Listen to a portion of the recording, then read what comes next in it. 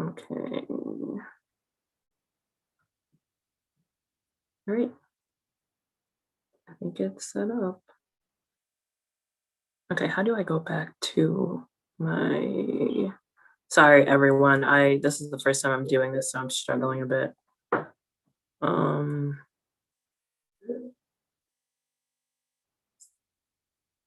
Yeah, I'm just trying to see my actual PowerPoint. Do I have to mute this?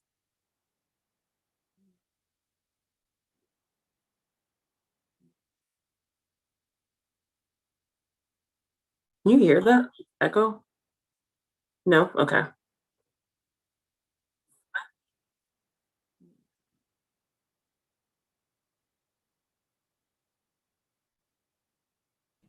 It's 5 after, Jay, so if you want to get started, we'll just call it.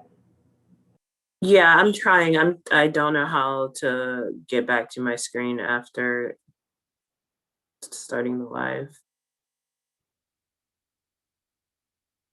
Okay. Okay. All right.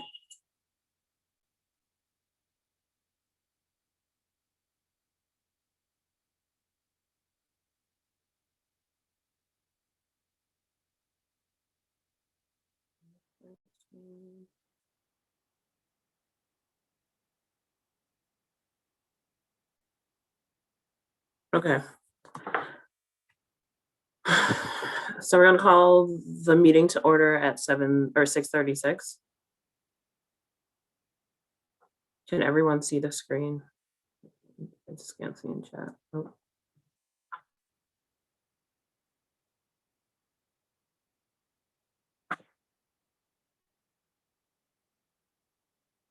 So I'm getting an echo. Can't see. Motion to approve. Okay.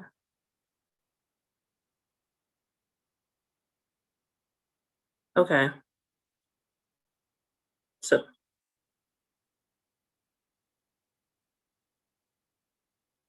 okay, so I'm going to launch the poll to approve the meetings from last, or approve the minutes from last meeting. Uh-oh. Okay, poll. It should be up there. The launch poll.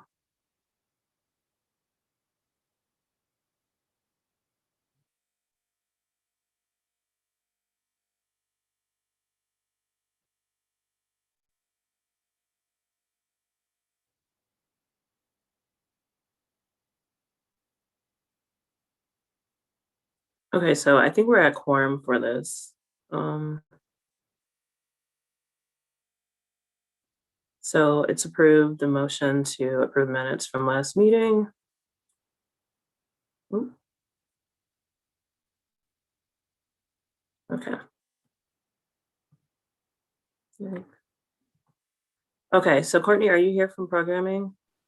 I am here. Hi, everybody. Nice to see you all. So just a roundup of what we have going on right now for programming. We have still some discount hatches and hops vouchers available for some axe throwing, and there are more than one location now in Buffalo. So axe throwing has become a bit more accessible. So check out their website to see those 2 locations that you can visit. We have more Tim Hortons gift cards and Chipotle gift cards available this month, as well as another batch of AMC tickets, which have been moving fairly quickly. So if you haven't already reserved your tickets for this month, go ahead and do so at the ticket office website. And then registration is still open for the Distinguished Speaker Series featuring Tabitha Brown on April 14th. So you can get your reservation for that online, and an individualized link will be sent to you to access the talk. As restrictions are lifting surrounding COVID, please stay tuned for future events coming up this summer and into the fall. And thank you so much for your support. And should you have any questions, you can email me at gsa-programming@buffalo.edu, and I will drop that in the chat box. Thanks, Jay. Thanks, Courtney. Okay, so I guess I can, or unless Jen is here. Do you want to announce this, Jen? I'm here. I can talk about it. Okay. So our spring grant, which began April 1st, or runs April 1st, 2021 through March 31st, 2022, for the application, sorry, words escape me today, apparently. We received 29 applications for about $70,000, 12 of which were approved for $27,986. This looks pretty extreme this year. The biggest problem we saw, though, is that we received a lot of incomplete applications. So if you or any of your constituents are considering applying to the MDRF, please, please, please encourage them to read the application instructions. We cannot fund incomplete applications. We have, pretty strict guidelines for what we're looking for. So please, please, please, please, I encourage everyone who is interested in applying to the MDRF to read those instructions and to reach out if you have any questions. But other than that, we were able to fund $27,000, almost $28,000 in applications. The other thing I wanted to note, which is not mentioned here, is that we are still able to approve travel grants, but we haven't yet gotten the go ahead to fund to be able to actually pay for travel. It is an evolving situation. So if anyone has any questions about this, or if any of your constituents have any questions about this, please reach out to us. But it is something that we have been in contact and communication with the Office of Student Engagement as well as the Graduate School about. So I know that question has come up a lot recently, so I just wanted to let everyone know. Thanks, Jen. So I guess moving on to the report of the president. So SUNY SA unanimously passed a resolution in support of enhancing the investment made into SUNY graduate student workforce. Also, we wanted to get everyone's thoughts on your preferred format for the 2021-2022 monthly board meetings. So if you feel strongly either way about like whether you would like to continue having them virtually, or if you want to be back in person, please throw it in the chat. We're not going to vote on it today. We're not voting on it, right, Stephanie? We're just trying to get thoughts on it, right? We can do a quick poll if it's easier to do it that way, just to gauge everyone's interest. It might be a lot to try to tally in the chat, but if you don't have a poll ready, they can even just email us. Okay, I guess, I think I would have to I would actually have to create a poll. I mean, like I said, you can throw it in the chat either way, but I don't know if I can create a poll on the fly. I can pull one up real quick if you guys want to keep talking, and we can launch it maybe in a few minutes. Okay, sure. We are going to launch a poll in a few minutes about what you're interested in doing in terms of the format for the next year. Moving on to the report of the vice president. Let me see.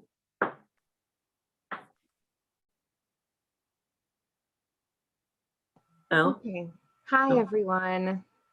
New vice president here. So the first point is that UB Recreation imposed a new fee, which I'm sure that you got an email about. We certainly got emails about it. My department, we had a big discussion about this, but right now what we know is that they are, as of August 30th, going to require a membership fee of $26 to be paid per semester. So $52 per year, calendar year, if you want to use the gym. If you have an issue with this, which many of you have expressed, I highly, highly, highly encourage you to attend the Zoom Q&A session that is scheduled for Thursday, April 15th at 3:30. I will be there, and you should know before you go to this meeting that any and all fees go through SUNY, which means that this was planned, and you can take that knowledge with you into the meeting and use it how you want to. Right now, the administration is saying that they don't know how we feel about fees because we don't share with them our feedback on fees. So we need to attend this meeting and every other meeting going forward. They know now because I've had meetings with them, but your voice actually does matter in a situation like this, so please attend this meeting. And I see a question in the chat. It's my understanding it was per 2 semesters. My understanding is that it was $26 per semester. Stephanie, do you have a clarification on this? Yeah, the information that we received from Karen in the email she forwarded to me was that it would be $26 per semester. The semesters would be the dates that are listed on the slide there, August 30th to January 30th, and then January 31st through August 28th.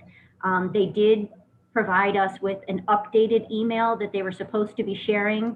I'm not sure how they're getting their student lists or how they're sharing that email. I think the best thing would be to make sure to attend that Q&A session. The link is in the newsletter page of the GSA webpage. It's also in the calendar. If you click on April 15th on the GSA calendar, you can get the link.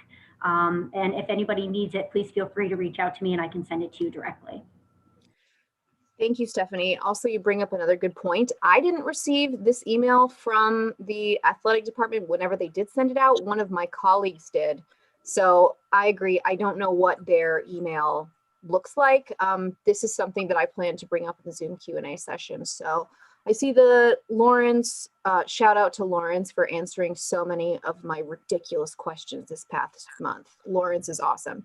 Okay, they said GSEU leadership has also written a UB Spectrum article as well against this additional fee, and it is in publication. Thank you, Lawrence, for doing that. It looks like Amber would like to speak. Permission granted, Amber. Thank you. Yes, so I actually met with them the other day too. So I just want to, yeah, they try and make it seem like it's 2 semesters, but they include the winter and summer as those 2 semesters. I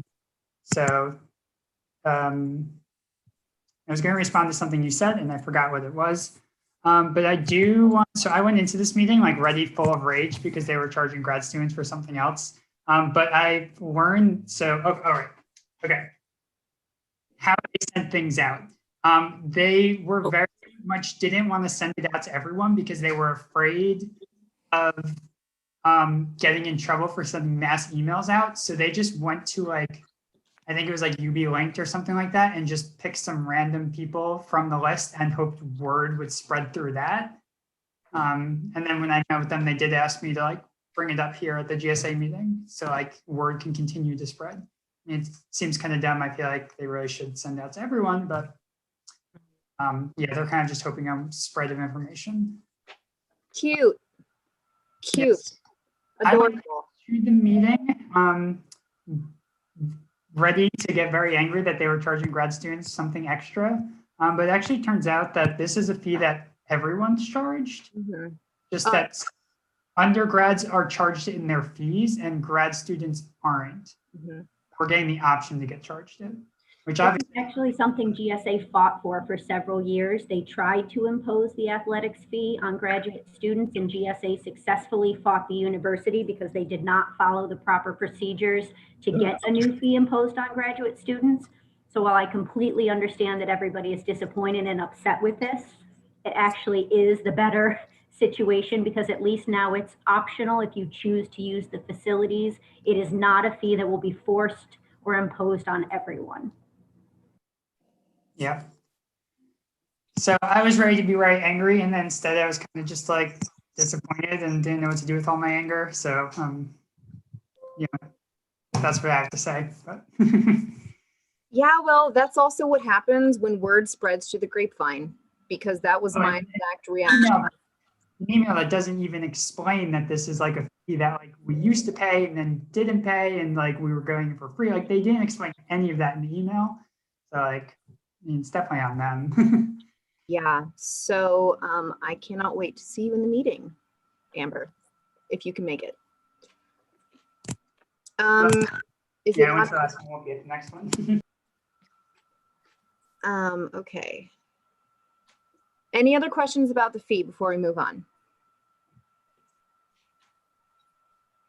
No? Okay, great. I'll put my email in the chat if you want to email me about it. But Jay, I think we're ready to roll. Thank you, everyone. Josh. Good evening, everybody. All right, let's talk money. So we'll go over the report of the treasurer, which will consist of funding account balances, conference funding, and club budgets. Oh, sorry. It's all right. So our funding account balances, I didn't get any funding requests for this month. So well, you can see the remaining balances. There's quite a bit for each one. So it's going to be, quite a bit to roll over for the next year. So, all right, you can go to the next slide. 8 people applied for conference funding, and I approved all 8 of them for a total of $671. So, as you can see, our beginning balance, we allocate $140,000 every year for conference funding, and we still have $133,000 left for the year. So, I'm assuming that next year, as long as people can start traveling and stuff, we'll probably get back to our normal amount, if not a little bit more. So. All right, clubs will have until June 1st to requisition and any remaining funds, and until July 15th to spend them. The new fiscal year begins on August 1st. So make sure you tell your constituents and anyone else that these important dates. I know a lot of people have money left in their budgets and they want to spend it. If you need ideas, you can reach out to me or anybody on the e-board or Stephanie, and we'll give you some ideas. But I'd like you guys to spend the money if you got it there. So. Old business, there's no old business, new business. We have a lot to do. So we have the bylaw amendment, we have early club recognition, a bunch of things. The e-board is proposing a bylaw amendment that would state that e-board members cannot hold staff positions within GSA. The amendment must be read tonight and voted on at the next board meeting. So we're going to be having that April 21st board meeting just to vote on the amendment. So while you are required to attend, it's mandatory, it's really important. Missing this meeting could result in your club's budget being frozen. The meeting's going to be very, very quick. We just have to have everyone come, vote on the amendment, and then we will adjourn. So this is the new amendment, and it should be in your packets that you got today. So do I have to read the whole thing, Stephanie? Or maybe Josh? You probably should, yes. Okay. You only have to read, you actually only have to read the writing in red, which is the amendment. Okay. All right. So this is from our amendment section 1, the officers. So what we're adding to the amendment, or what we're adding to the bylaws, is that members of the executive committee, the e-board, are ineligible for GSA staff positions. So that's all we're adding to the bylaws. Oh. Does anyone have any questions about this amendment or anything like that? No. I can't see the chat, so if anyone's writing questions in the chat, someone's going to have to let me know. Okay. All right, so April 21st meeting will be to vote on this bylaw amendment. Okay, so next we're going to move on to early club recognition. So Josh, do you do this section, or am I going to be doing this? Oh, okay. That's me. Hi again. Okay. So this is, I believe, a proposal, and I believe it needs a vote. Stephanie, is that correct? Or is it something that we're voting on the next meeting? Nope, that's tonight. Okay. So I am recommending that we give early club recognition to the clubs that you can see here from the international clubs and the special interest clubs at the recommended amounts. For international clubs, that means $750 each. For special interest clubs, that means $350 each. CSSA is the only club with a stipulation that they must work with the GSA vice president on officer retraining and updated bylaw approval. There are also going to be, apologies, I'm just going to jump in real quick. There are 2 clubs that are not currently present in the meeting, so they are no longer going to be eligible for early recognition.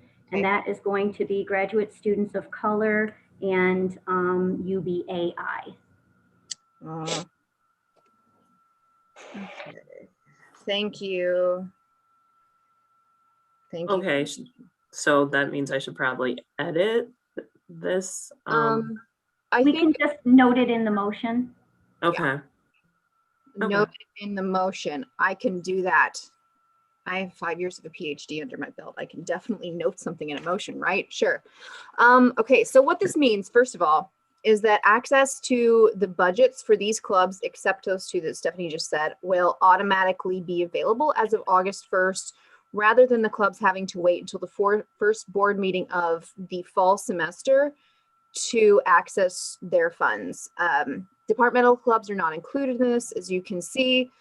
And this is because special interest international clubs are not focused on enrollment. So if you are not here, other than those two clubs that Stephanie just mentioned, it is because either your club missed too many board meetings or they didn't submit the approval in time. So does anybody have any specific questions about these clubs? I don't think we need to go through each one individually for them to give their spiel, but thank you, Harrison.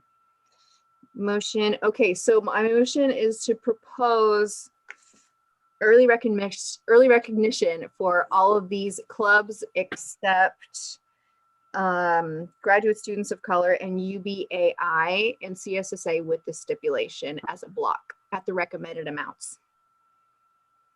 How is that? So someone already said motion. Did someone second? Yeah. We do. Yes. Anthropology and nursing. Okay. So I am going to launch the poll. So I'm gonna launch a poll for a block vote. Okay. Launching.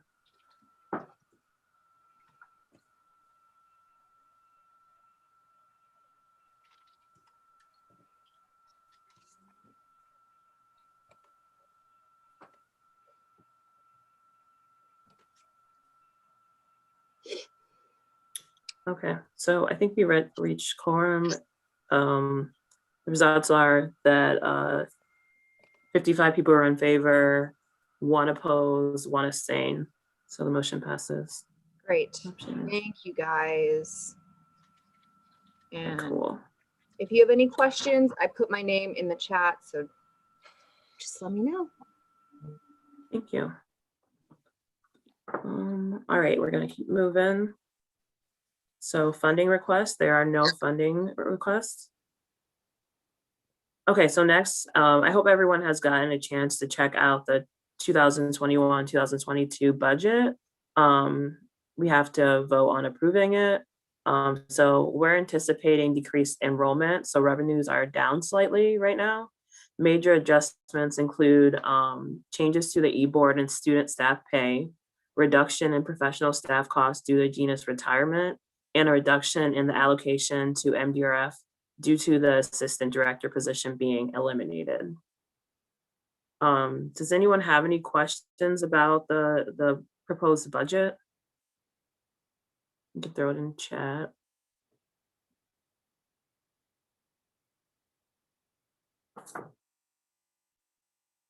So if no one has any questions, do we just launch the poll to vote for it? We would need a motion. I have a question. Sorry. Okay. I was trying to type it out. I didn't type fast enough. Okay. My question is, just as somebody who has worked on this budget and who has had to help the organization come back from a severe deficit, my question is, if we are anticipating decreased enrollment, why are we increasing our allocation?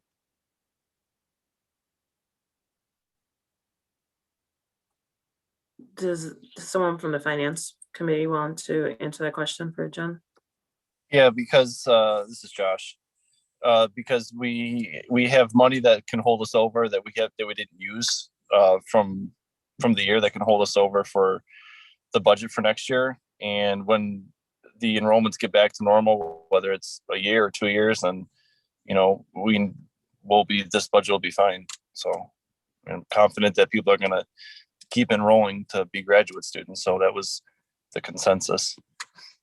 But what happens if they don't? So I guess my concern is just that we have to go on the assumption, we're sort of going on the assumption, and you're asking us to vote on the assumption that enrollment will return to what it was pre-COVID, or even, I guess, this past year, looking at the 2020 I don't even know what our actual enrollment was for 2020, but we're assuming that it's going to get back to, you know, pre-COVID times, because this right now, our revenue is down almost $100,000. So my concern is what happens if it doesn't, one, and two, you know, if we do allocate, if we do use all of those reserves, and then we get to a point where there's no longer reserves and we are in a deep deficit again, because this is, you know, I'm not thinking the same thing will happen, and I'm not saying that none of these things deserve to happen or should happen.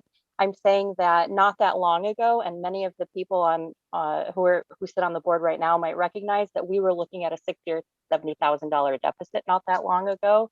And so I just want to make sure that we are being fiscally responsible, and that at a time that calls, you know, to be conservative, that we are making sure that we are being, you know, rightly conservative. I care a lot about the organization. I care a lot about, you know, the continuation of the organization. And I don't want us to see us get into another situation like that again, where we're facing a really huge deficit. I have a question. Based on what you just said, where do you see that we have $100,000 deficit or decreased revenue, I'm sorry, from this year? Oh, I'm just looking at the budget last year and the budget this year.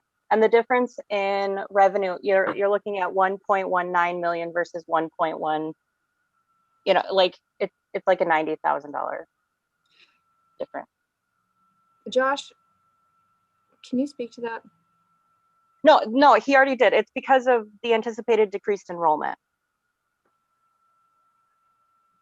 Right, we played it safe. We went down as far as we could. I mean, we don't know what our enrollment's going to be. It might be higher than what we think, but we went as conservative as we could estimate based on what we think is going to happen, based on what our enrollment was in the fall and the spring, and then we went down even further. So, right. So I'm just saying, typically when you budget and you expect a decrease, it's hard to then increase allocations. Oh, Because okay. we also are already increasing. So our accounting service is going up, and we're adding IT services. So we are already increasing some other things that I think are completely outside of our control. So I just want to make sure I'm not saying that these things shouldn't happen. I'm not saying that these things, you know, that they shouldn't happen essentially. I just want to make sure that everyone that this question is sort of answered. I can't be the only person who's asking this question. And I really just want to make sure that we are, you know, we are playing it safe when it comes to the funds that we have and sort of how we're budgeting them. And I think well, I think the issue is there's a lot that's hypothetical. We don't know what the future's going No, to I hold. know. No, I absolutely understand. I 100% understand. I'm just saying that, you know, when you look at hypotheticals, it's always, especially when you're budgeting, it's always, always, always to err on the side of caution. So that's just why I'm asking. We did err on the side of caution. I think that I think we did a lot of thinking about this. It's not something we just like, we're like, oh, let's approve it.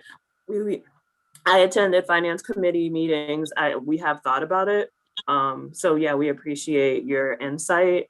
But yeah, I mean, Josh has kind of answered it a couple of times. So I'm not really sure what other answer we're looking for. Jen, so I am on the finance committee, and this is something like the financial brink that you're talking about is also something that I keep very, you know, I guess close in my mind as we're going through this. I was under the impression when we were going over this budget for next year, that we were as conservative with the predictions as we could possibly go. And I am a bit confused by your questions, because I don't think that, you know, it's unreasonable that you would have questions. I just don't know what you're looking at or asking, because if there's something concerning that we missed. No, okay. So everyone keeps calling me Stephanie. Just so everyone knows, this is Jen. I'm sorry. Did I call you Stephanie just now? No, so several people in chat. Okay. It's Jennifer Schechter. I'm currently the MDRF director. I was the treasurer. I was the treasurer for several months a couple of years ago. When the treasurer left, I had to build sort of the budget that our current budget is based on. And I was the treasurer when we did the most recent fee increase. So for me, this is just from the aspect of having been in that role, having gone through that situation. looking at the increases in staff pay, I'm not, again, I don't want anyone to think that I am arguing against it. I am saying that no one has done their due diligence. I'm just asking the questions to make sure that it's out in the open, that when we are looking at, a potential, and I know it's hypothetical, but when we are still sort of, looking at a decrease in enrollment, a decrease in revenue, to then say, okay, we are going to hit our budget with this increase in student staff pay without either considering maybe pushing it back to when our budget, when those enrollment numbers do go up, or even doing some kind of step up where, we increase it so much every year, we're throwing it all at our budget right now. And my only concern is that when you start to over allocate a budget, once all of the, if the budget continually every year continues to be over allocated and people are actually spending their funds, which we always hope, that number keeps eating into those reserves, and those reserves go away, and then you have to start cutting things like programs. So that's just where I'm coming from. It's just from that person who had to go through this situation before, looking at the budget, looking at what we're assuming. But Josh, I really appreciate all the work that you and the finance committee have done. I absolutely know that you have looked at numbers. I just wanted to sort of, ask this question in case anyone else had the same question, but it really is coming from the place of, having to go through the situation that we went through not that long ago. Well, I Okay. think the situation that you went through was a little bit different because we had to increase the fee because we couldn't support the budget and what people were asking for in, funding requests and grants and stuff like that. So that was a little different. So now the people enrolling as graduate students it's not going to continue to decrease year after year for the next several years. I mean, eventually we're going to be out of this pandemic and people are going to continue to go to graduate school. I'm very confident about that. Okay, I want to move on because I feel like people are saying in the comment the point was made, so I don't really think there's any point in talking more about that point. If anyone else has any questions or comments, you can type it in the chat or feel free to unmute yourself. But if not, then we're going to ask for a motion. Let's see, motion. So a motion to approve the budget from anthropology. A second from, I can't keep up with these. I hope someone's keep it. Stephanie, do you got that? I just want to make sure the motion from anthropology was actually to approve. It just said motion. So, Okay. and then the second would be from pharmaceutical sciences, if that's correct. Okay, they said yes. So we have a motion to Okay, approve cool. in a second. Okay, cool. So sorry. Okay, so I'm launching the poll now.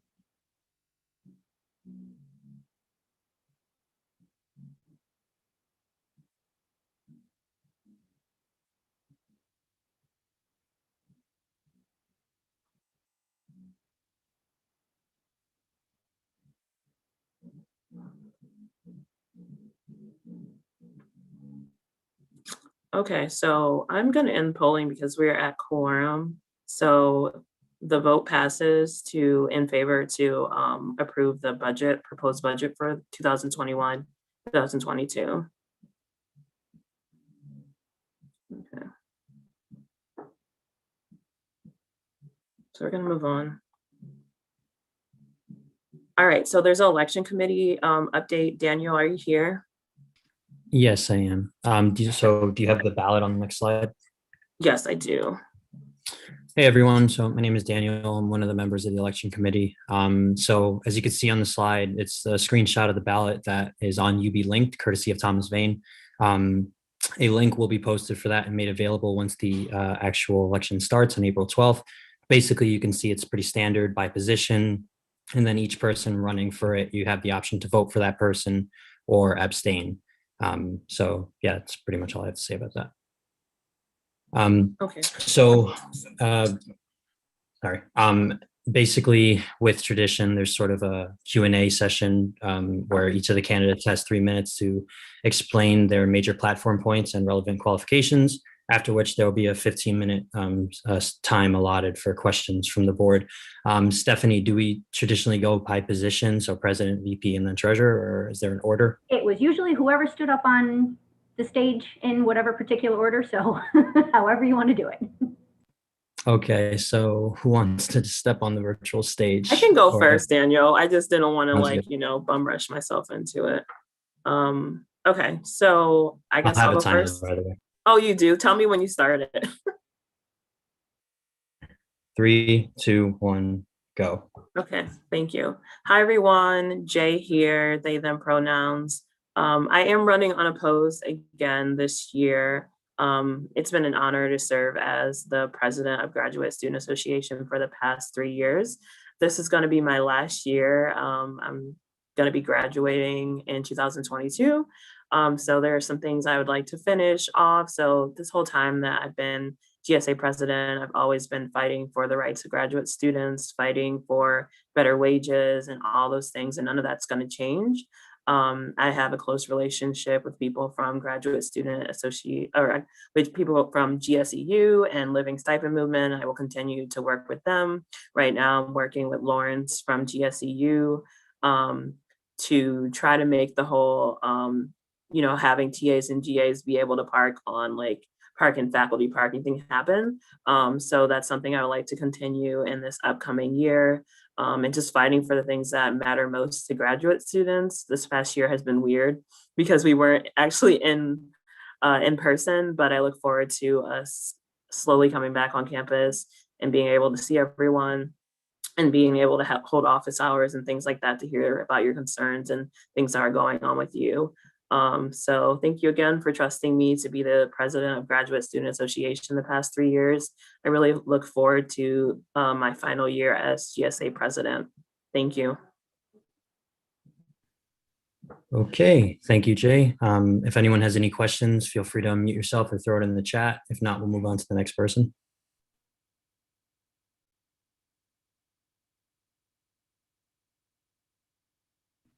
Not hearing or seeing anything, so I guess we can move on to either Josh or Jennifer, whoever wants to step up. I'll set a timer at your go. It's Josh. I'll go. Thank So you. my name's Josh Joseph, graduate student in electrical engineering. Like Jay, this will be my last year. I'll be graduating in spring of 2022. I think this will be my 4th year as a treasurer. Kind of lost track over the years, but it's been an honor and a pleasure being a treasurer and serving everybody. I try and get back to, I respond as quickly as I can to my emails. If anybody has a question, day or night, if I got my phone next to me, I get an answer out to you as soon as I can, or I reach out to somebody who I can find the answer, or I look it up and find out what you guys need. I make sure everybody hits their deadlines and gets all their paperwork in on time, because it's your money, and I want to make sure everybody's able to have access to it and use it for conference funding or club activities or symposium and all that sort of stuff. And I can't wait for everybody to get back together in person, because there's a lot of events that people can't do in person, and I know that that's a big portion of our GSA, our existence, is that a lot of people get together, and even for like our board of directors meetings, we all get together. So it's one thing I'm looking forward to, and obviously handing out money for the conference funding. I know it's a big part of who we are as GSA, is supporting that for everybody, and just being able to travel and present and further your knowledge of what you're studying in school. So thanks for your time, and thanks for allowing me to be in this position. It's been fun, and I appreciate it. So that's all I got. Thank you, Josh, for the enthusiastic discussion. Does anyone have any questions, either via unmuting or throwing it in the chat?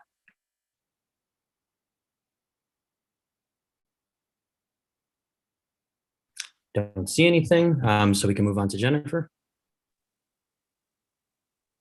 Hi, everyone. I'm Jennifer Schechter. Sorry you get to hear me talk a lot tonight.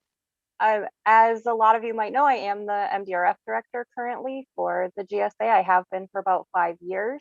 I am running for vice president, mainly because this job is very internal, organization internally focused, and I am very passionate about the Graduate Student Association. I love working with the other staff members. I love working with the e-board.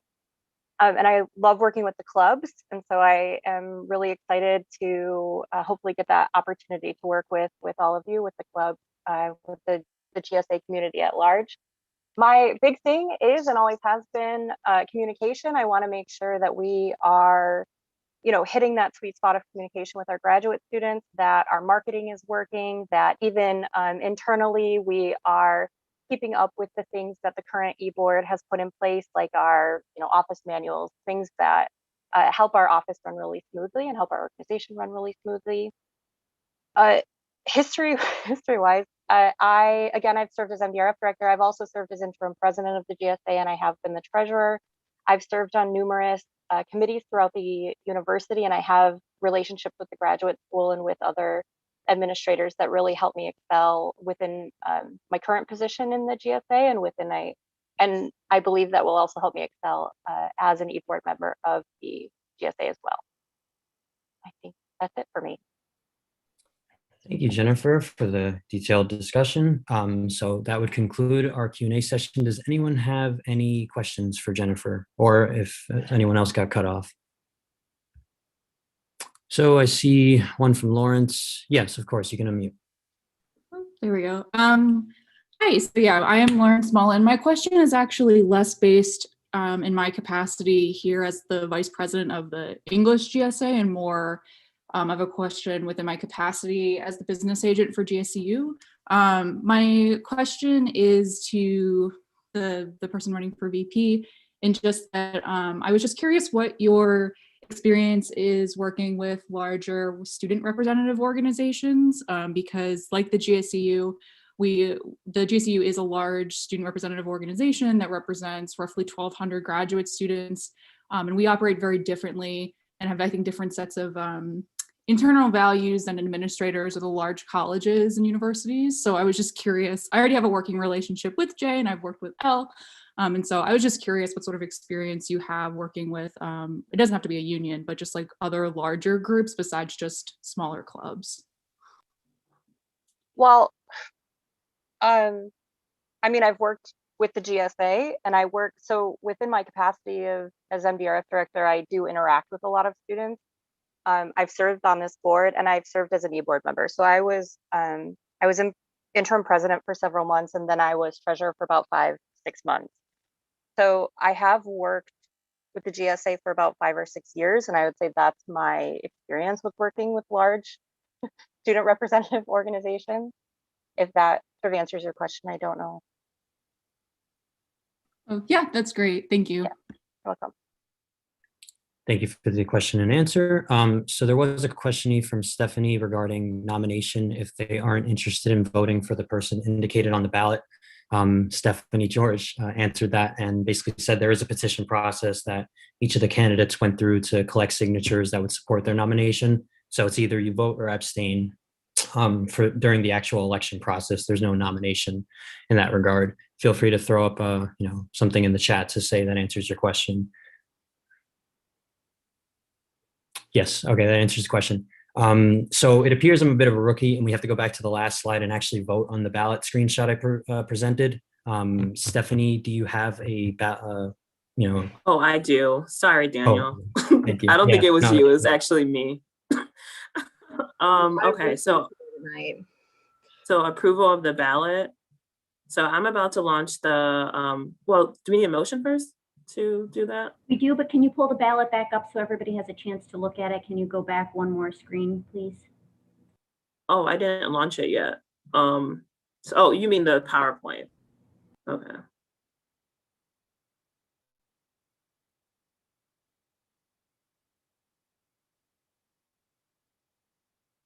Okay. So are we looking for a motion to approve We have a the motion, ballot? we have a second, so you can launch the poll. Okay.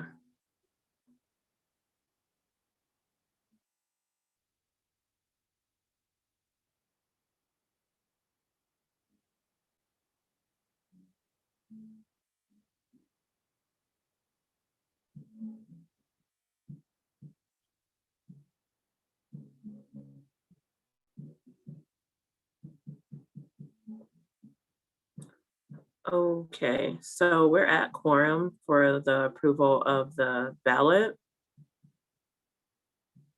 I'm gonna launch that, sure. So in favor, 56 people, opposed, 1 person, no one has abstained. So the motion passes. Yep. Okay. So I think there was just the last thing I had to do was announce some dates. I don't know if there was a Okay. slide for that or just to talk There about might that. be. 1 second. Okay. Yeah, so as you guys can see, basically online voting will take place starting Monday, April 12th at 12 a.m. until that Thursday on April 15th. So, that's when the election will run, and then results are counted on April 16th according to the election code. And then the results are made available to the public for 7 days till April 23rd. So that's sort of the election process for everyone interested. Thank you, Daniel. Okay, so don't leave just yet. We're gonna need a motion and a vote to adjourn the meeting. Wait, did we want to do the poll to ask people what they wanted to do for next?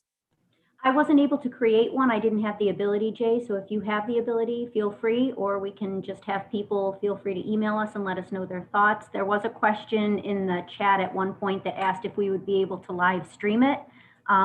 We would have to look into the technology for that. We also do have a few concerns about how we would be able to manage and restrict voting if we were to do 2 separate formats. So hybrid model is still something that would need a little bit more investigation, which is why we were hoping people could just tell us if they were leaning strongly either for virtual or in person. Okay, yeah, feel free to send me an email or anybody on the e-board an email if you have a really strong opinion about that. I'm not sure what's going on in the chat, if anyone's saying anything about that. Okay. So I'm gonna, did we get a motion in a second? I'm gonna launch the poll.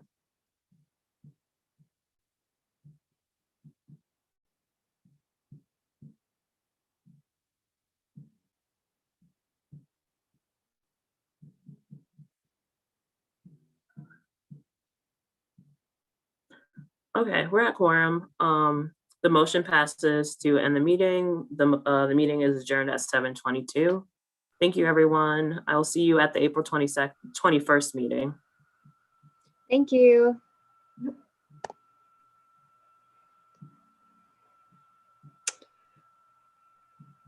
Oh, Jay, Yeah.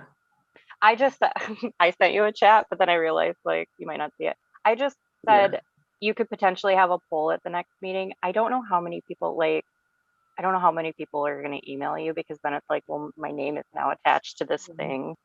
So I'm wondering if at the next meeting we could do a quick poll Yeah, we might be. I think we would be able to. if you don't get a lot of responses. Bye, Mark. Yeah. My vote is strongly to meet in person, but that's not my call to make. But I do feel like I have extra say because I was the pizza flipper for a long time, and that counts. There's that. Okay. All right. Thank Well, you. Need Thank